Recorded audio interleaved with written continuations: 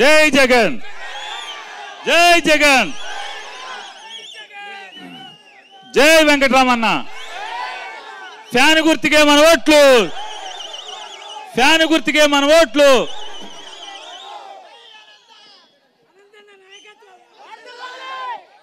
చెప్పాను అది అంటే మీరు అనంత అన్నా, మేము వెంకటరామన్న అంటాం. అనంతన్న నాయకత్వం, అనంతన్న నాయకత్వం. సిగ్గుపడిపోతున్నాడు అన్నయ్య. బాబు మార్కెట్ యార్డ్ చైర్మన్ ఫయాజ్ భాయ్ పైకి రావాలి. అరే జగన్ సాబ్ నీకు ఇజ్జత్ ఇస్తే నువ్వు ఇజ్జత్ కాదని కింద నుంచి ఉండే అట్లయా, పైకి రా. కొద్దిగా తొయ్యి బాగాని కింద పడతాను కొంచెం.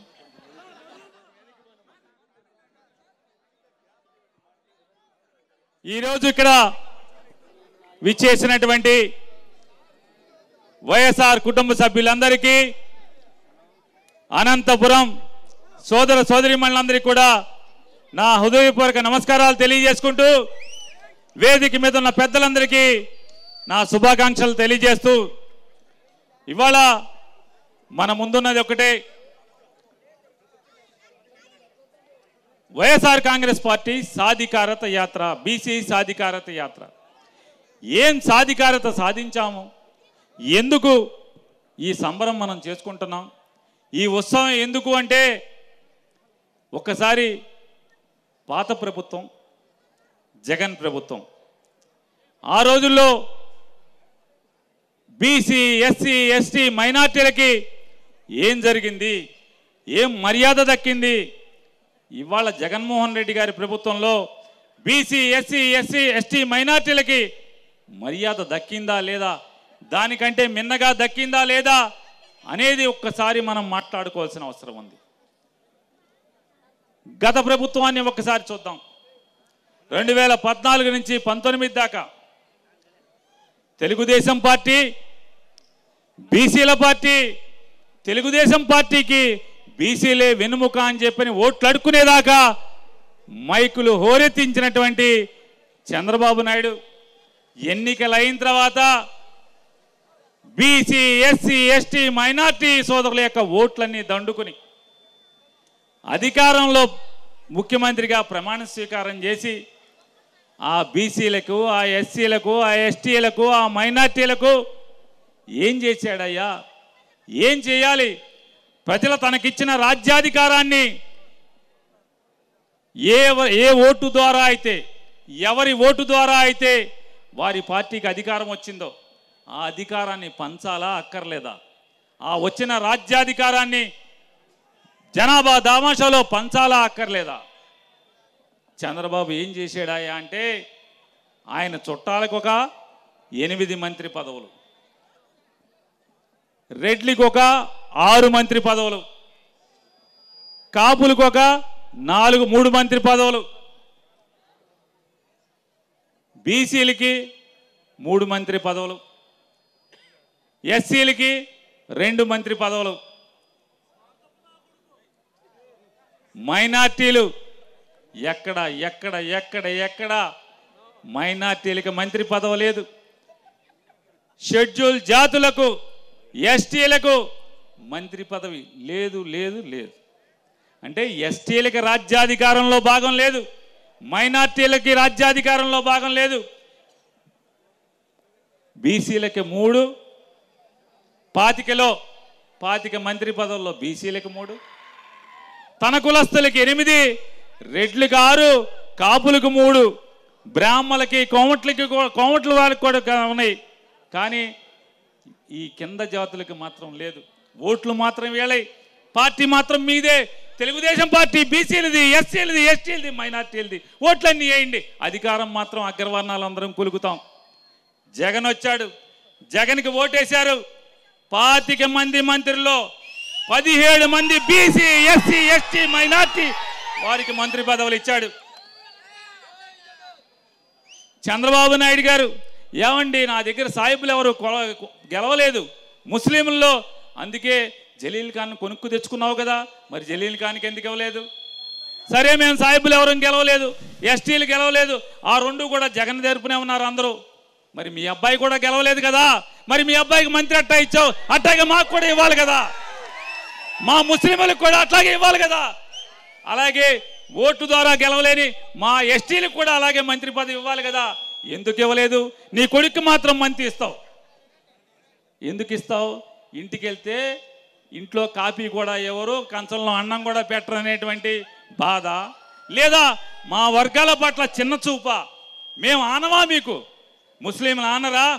ఇవాళ మళ్ళీ చెప్తాడు ముస్లింలు అంటాడు, మళ్ళీ రేపు వస్తాడు ముస్లింలందరూ కూడా నేనే ఉద్ధరించానని చెప్పి మాట్లాడతాడు. ఎవడయ్యా ఉద్ధరించడానికి కారణం అంటే ఈ జగన్మోహన్ రెడ్డి గారి తండ్రి రాజశేఖర్ రెడ్డి గారు. ఎంతమంది ఎదురొచ్చినా, ఎంతమంది అడ్డం పడ్డా ముస్లింలకి 4% రిజర్వేషన్ ఇచ్చినవాడు ఎవడు? 14 ఏళ్ళ ముఖ్యమంత్రి చేశానని చెప్తావు కదా, 40 ఏళ్ళ ఇండస్ట్రీ అని చెప్తావా? ఒక్క రోజన్నా అరే ముస్లింలు సైకిల్కి గాలి కొట్టుకుంటూ, టూబుర్లకి పంచర్లు వేసుకుంటూనే బతుకుతున్నారు తప్పితే, సీనారేకులకి మేకులు కొట్టుకుంటూ సీనారేకుల్ని అతుకులు పెడుతూనే బతుకున్నారు తప్పితే, అరే ముస్లిమ్స్కి చదువు లేదు. ఒక్క డాక్టర్, ఎంబీబీఎస్ డాక్టర్ ఎవడన్నా ఉన్నాడా? రాజశేఖర్ రెడ్డి గారు 4% రిజర్వేషన్ ఇచ్చిన తర్వాత తప్పితే మీకు ఎంబీబీఎస్ డాక్టర్లు ఎక్కడన్నా ముస్లింల్లో కనపడ్డారా? మరి నువ్వు ఎందుకు ఇవ్వలేదు? ముస్లింల పట్ల ఎందుకు నీకు మనసు రాలేదు? చంద్రబాబు నాయుడికి ఒకటే పెద్ద మంచి లక్షణం, చాలా గొప్ప లక్షణం చంద్రబాబు నాయుడు గారికి. అధికారం లేనప్పుడు మాత్రం బీసీలు రండి, ఎస్సీలు రండి, ఎస్టీలు రండి, మైనార్టీలు రండి, మా పార్టీ పెట్టిందే మీకోసం అని మాట్లాడతాడు. అధికారం వచ్చిన తర్వాత నాయి బ్రాహ్మణుల తోకలు కత్తిరిస్తానని చెప్తాడు, మత్స్యకారుల్ని తమాషాగా ఉందా తోలు తీస్తానంటాడు. ముస్లింలకి మంత్రి ఎవడు, ఎస్టీలకి మంత్రి ఎవడు? కొడుకు గెలవకపోయినా మంత్రి ఇస్తాడు. మరి ఇవాళ జగన్మోహన్ రెడ్డి గారిని మనం చూసాం. ఇవాళ ఏ స్థాయిలో, ఇవాళ మనం ఒకటే గుర్తుపెట్టుకోండి, ఇదే అనంతపురం మున్సిపాలిటీలో ఓసీ అయితే ఏ ఒక్క రోజైనా ఎవరైనా కాంగ్రెస్ ప్రభుత్వం కానీ, తెలుగుదేశం ప్రభుత్వం కానీ, ఏ ప్రభుత్వం అయినా రెడ్లు కమ్మారు తప్పితే ఒక ముస్లింని ఎవడన్నా కుర్చీలో కూర్చోబెట్టాడు ఆ మున్సిపాలిటీలో? ఓసీలో జగన్మోహన్ రెడ్డి కూర్చోబెట్టాడు ముస్లింల్ని. ఇవాళ మార్కెట్ యార్డు తలుపు గేటు ముట్టుకుంటా కూడా అవకాశం లేనటువంటి అనేక కులాలకి ఆ కుర్చీలో కూర్చునేటువంటి అధికారాన్ని శాసనం ద్వారా, చట్టం చేసి వాళ్ళ రాజ్యాధికారాన్ని కల్పించిన వాడు జగన్మోహన్ రెడ్డి గారు. అరే ఎన్నాళ్ళు చంద్రబాబు లాగా 14 ఏళ్ళు, 25 ఏళ్ళు, 40 ఏళ్ళు బతికాల్సిన ఏముంది? మనోళ్ళు తిమ్మమ్మ మర్రి చెట్టు కూడా ఎప్పటి నుంచో బతుకుతుంది.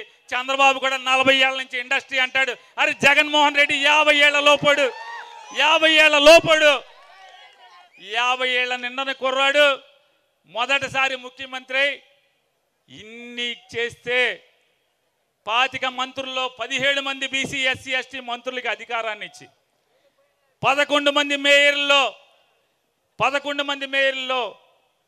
9 మంది మేయర్లు బీసీ, ఎస్సీ, ఎస్టీ మైనార్టీలను ఇచ్చి, మున్సిపాలిటీ చైర్మన్లు కూడా 84% మున్సిపాలిటీ చైర్మన్ని బీసీ, ఎస్సీ, ఎస్టీ మైనార్టీలను చేసి, ఎంపీటీసీలు, జడ్పీటీసీలు, ఎంపీపీలు, జిల్లా పరిషత్ చైర్మన్లు 13 జిల్లా పరిషత్తులు ఉంటే 13 జిల్లా పరిషత్తుల్లో 9 జిల్లా పరిషత్తులు బీసీ, ఎస్సీ, ఎస్టీ మైనార్టీల వారు జిల్లా పరిషత్ చైర్మన్లుగా. బెజవాడ నగరాన్ని తీసుకుంటే గెలవని ఓడని ఎప్పుడైనా కమ్మారే తెలుగుదేశం పార్టీ అభ్యర్థి. ఇవాళ జగన్మోహన్ రెడ్డి గారు వచ్చి ఓసీలో బీసీ అమ్మాయిని తీసుకెళ్లి మేయర్ని చేశాడు. చంద్రబాబు ఎన్ని తలకిందులు తపస్సు చేసినా, జన్మలెత్తినా చేయగలడా అని నేను అడుగుతున్నాను. ఇవాళ మరొకటి కూడా పోల్చుకుందాం. చంద్రబాబు, జగన్మోహన్ రెడ్డి గారు ఇవాళ ఎవరు ఏం చేశారని మాట్లాడితే, చంద్రబాబు నాయుడు గారు చెప్పాడు 2014లో మనకి టీవీ పెట్టంగానే రోజు పాపం ఒక ఆవిడ ఇంటి బయట నుంచి ఏడుస్తూ ఉండేది. ఒకడు టక్స్ చేసుకున్నాడు, టీవీ ఇంట్లోంచి తెచ్చి బిందులు చెంబులు తెచ్చి రోడ్డు మీద పడేసేవాడు. ఆ అమ్మాయి ఏడుస్తూ ఉండేది. వెంటనే పక్కింట్లోంచి పసుపు చీర కట్టుకున్నాక ఆవిడ వచ్చేది, ఎవడరా నువ్వు? బ్యాంక్ మేనేజర్ చంద్రబాబు, మా చంద్రన్ వస్తున్నాడు, మా అక్క చెల్లెల లోన్లన్నీ కడతాడు, అనగానే అతను గగగా భయపడిపోయి ఆ బ్యాంక్ మేనేజర్ సామాన్లన్నీ లోపల పెట్టేసేసి అటు పారిపోతుంటాడు. టీవీ అడ్వర్టైజ్మెంట్ వెంటనే చంద్రబాబు ఫోటో వస్తుంది. చంద్రన్న వస్తున్నాడు, మీరందరూ ధైర్యంగా ఉండండి, లోన్లు కట్టబాకండి. చంద్రబాబు వచ్చి బేషరతుగా డ్వాక్రా అక్క చెల్లెల ప్రతి పైసా కడతాను అని చెప్పాడు.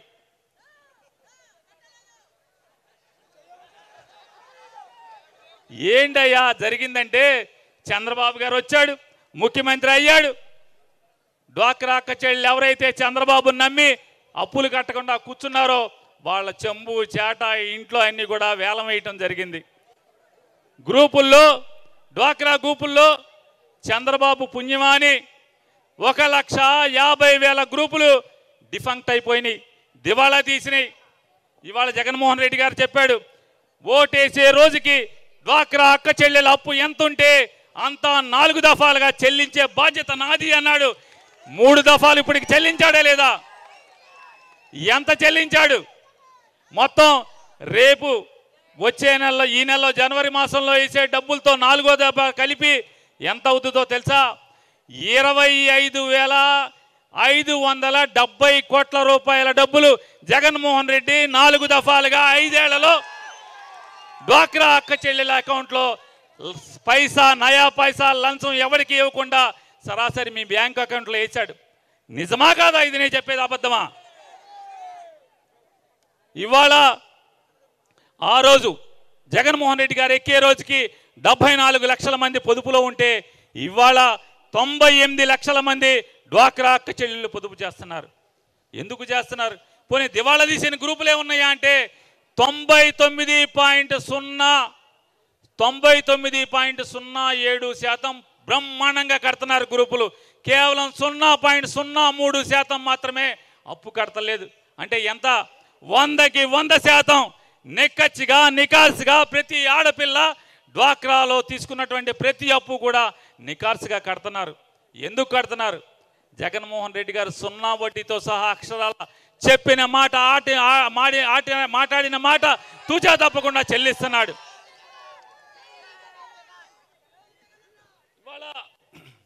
ఇవాళ మాట్లాడుతున్నాడు. చంద్రబాబు నాయుడు గారికి కూడా నా సైజు కొడుకున్నాడు.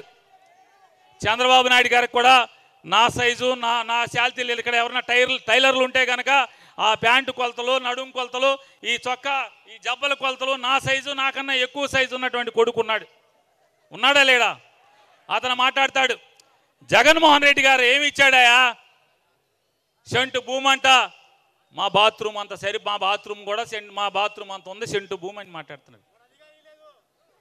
వాస్తవమే, ఆగండి, వాస్తవమే వాళ్ళ బాత్రూమ్ అంత సైజు ఉంటుంది. మరి నేను నాకన్నా సైజు పెద్దగా ఉన్నటువంటి చంద్రబాబు నాయుడు కొడుక్కి బాగా లావుగా ఉంటే మరి సెంటు స్థలం ఉన్నది బాత్రూమ్ కాక ఇంకెంత కావాలి? చిన్నగా ఉంటే ఇరుక్కుపోతాం కదా, లోపలికి వెళ్ళి బయటకు వచ్చే పని లేదు కదా. ఇవాళ మరి ఎవడైతే ఈ మాట మాట్లాడుతున్నాడు, సాక్షాత్తు 75 ఏళ్ల వయసు వచ్చినటువంటి ముసల చంద్రబాబు నీతి జాతి లేకుండా, సిగ్గు శరం లేకుండా నేను ఎందుకు మాట్లాడుతున్నానంటే అతను ఏం చెప్పాడు 14లో, నాకు ఓట్లేయండి, మీ అందరికీ ఇల్లు లేని ప్రతి పేదవాడికి 3 సెంట్లు స్థలం ఇచ్చి 1,50,000 రూపాయలతో ఇల్లు కట్టిస్తానని మాట్లాడాడు. ఓట్లేసాం, ఇల్లు లేని పేదవాళ్ళందరం కూడా ఓట్లేసాం. 3 సెంట్లు కాదు, ఈ అనంతపురంలో ఎవరికన్నా 3 గజాలు ఎవరికన్నా ఇచ్చాడా? ఇవాళ జగన్మోహన్ రెడ్డి గారికి ఓటేశారు, అనంత వెంకటరామరెడ్డి అని ఎమ్మెల్యే అయ్యాడు. ఇల్లు లేని నిరుపేదలకి 23,000 మంది పైచిలుకు మందికి 105 కోట్ల రూపాయలు పెట్టి ఆయన కొడిమి, ఆలమూరు, కూరుగుంట, ఉప్పరపల్లిలో మొత్తం కూడా భూమి కొనుగోలు చేసి ఇళ్ల స్థలాలు ఇచ్చాడా లేదా? ఇవాళ ఆయన మాట్లాడతాడు, ఏంటయ్యా ఇచ్చాడు జగన్మోహన్ రెడ్డి, మీకు ఇచ్చిన ఇంటి స్థలం తమ్ముళ్ళు శ్మశానంతో సరిపోద్ది కదా, శ్మశానం మీ ఇల్లు శవం పాతి పెట్టుకుంటా సరిపోద్ది కదా అని మాట్లాడాడు. ఈ 75 ఏళ్ల ముసలోడు 3 సెంట్లు స్థలం ఇస్తానని చెప్పి మాట తప్పినోడు మాట్లాడిన మాట నిజమే. ఈ స్థలం సెంటు స్థలం విలువ ఎవరికి తెలుస్తుందంటే ఇదే అనంతపురంలో ఇంట్లో భర్త గబాలన అన్నం తింటానో మంచినీళ్ళు తాగుతానో పడిపోతే కొడుకు గబాలన ఆటోలు వేసుకుని హాస్పిటల్కి తీసుకెళ్తే హాస్పిటల్కి తీసుకెళ్ళిన అరగంటకి కొడుకు తల్లికి ఫోన్ చేసి అమ్మా నాన్న చచ్చిపోయాడమ్మా అని చెప్తే గొళ్ళని ఇంట్లో ఏడుస్తుంటే ఇంటి యజమాని వచ్చి అమ్మా మీరేమన్నా అనుకోండి మీ ఆయన శవాన్ని మాత్రం మా ఇంటికి తీసుకురాబాకండి, మీరు ఎక్కడికన్నా తీసుకెళ్ళండి అని చెప్తారా చెప్పరా? అద్దెంటికి శవాన్ని తీసుకురావద్దని మీ ఊళ్ళో చెప్తారా చెప్పరా? మా ఊళ్ళో అయితే చెప్తారు. ఇంటికి శవాన్ని తీసుకురావద్దని చెప్తే కనీసం మా ఊరు బందరు, మీ ఊరు అనంతపురం, కనీసం అంటే దుఃఖం తీరా తనవి తీరా దుఃఖం పోయే వరకు తనవి తీరా ఏడుస్తా కూడా అవకాశం లేకుండా భర్త శవం హాస్పిటల్ నుంచి సరాసరి శ్మశానానికి తీసుకెళ్తుంటే రోడ్డు మీద పడుకోబెట్టి రోడ్డు మీద ఏడ్చిన ఆ కుటుంబ సభ్యులకు తెలుస్తుంది ఈ సెంటు స్థలం జగన్ ఇచ్చినటువంటి అనంతాన్ని ఇచ్చినటువంటి ఈ సెంటు స్థలం విలువ. అవునా కాదా? అంతేగాని 3 సెంట్లు ఇస్తాను ఓటేయండి అని మాట తప్పిన ఈ ముసలోడికి తెలుసుదా? మీ సెంటు స్థలం నా లెట్రిన్తో సమానం అని చెప్పినోడికి తెలుసుదా? ఇవాళ ఇటువంటి దుర్మార్గులు ఒక్కసారి వ్యత్యాసం చూసుకోండి. ఆ 75 ఏళ్ల ముసలి చంద్రబాబు మాటలు నమ్మి ఓటేస్తే ఏం అనుభవించాం. ఇవాళ జగన్ 50 ఏళ్ళు కూడా నిండినటువంటి కుర్రాడు, అరే రాజశేఖర రెడ్డి కొడుకు కదా అని చెప్పి నమ్మి మనం ఓటేసినందుకు 50 ఏళ్ళు 5 పదులు నిండని కుర్రాడు ఏం చేసి చూపించాడు?